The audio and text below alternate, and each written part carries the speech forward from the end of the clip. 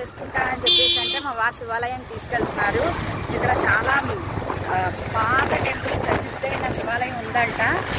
So మేమైతే శివాలయానికి వెళ్తున్నాము. చింతపల్లిలోని అందరి గ్రామం చాలా ప్రసిద్ధమైన శివాలయం. అందుకే దర్శించుకుందామని అనుకుంటున్నాము. మేము ఇప్పుడైతే బయలుదేరాము బైక్ పైన. ఇక్కడికి దగ్గరే. ఇక్కడ రోడ్లు అయితే చాలా బాగున్నాయండి, బైక్ పైన వెళ్ళిపోవచ్చు. ఇక్కడ రోడ్లు అయితే చెప్పక్కర్లేదు, చాలా అంటే చాలా బాగున్నాయి. వావ్, ఇక్కడ వ్యూ చూడండి ఎంత బాగుందో.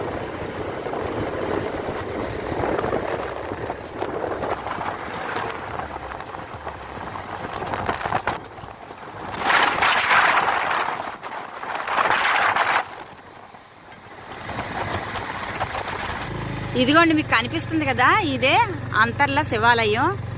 ఇది ఎంత దూరం కాదండి, జస్ట్ ఒక 3 కిలోమీటర్స్ దూరంలో ఉంది చింతపల్లికి. ఇదిగోండి శివాలయం. ఇక్కడ శివరాత్రికి చాలా బాగా జరుగుతుందట పూజ. దీని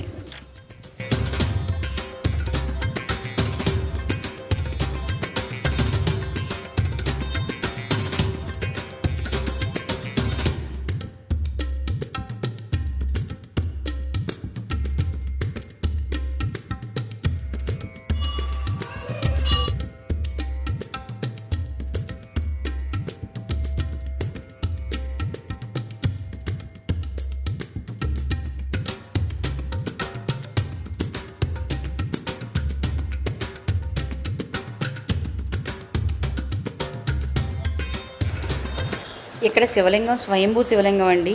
ఇక్కడ లింగం స్వయంగా వెలియడంతో ఈ లింగానికి మనం స్వయంగా అభిషేకం చేసుకోవచ్చు అన్నమాట. ఇటువంటి లింగానికి మనం అభిషేకం చేస్తేనండి మనకి ఎంతో పుణ్యం దక్కుతుందండి. ఎందుకంటే ఇలా మన స్వహస్తాలతో అభిషేకం చేసుకునే అంత అదృష్టం ఎక్కడో కానీ లభించదు, ప్రతి చోట అది ఉండదండి. ఇది ప్రతిష్ఠించినది కాదు, స్వయంగా వెలిసిన శివలింగం. చింతపల్లిలోని ఇక్కడ మన చేతులతో మనమే స్వయంగా అభిషేకం చేస్తే ఎక్కడైనా ఉన్నా సరే మీరు ఈ అంతర్ల శివాలయానికి వెళ్ళి ఒక రోజు అభిషేకం చేయించుకోండి. అభిషేకం ఈ స్వహస్తాలతో చేయండి, చాలా మంచి జరుగుతుంది మీకు.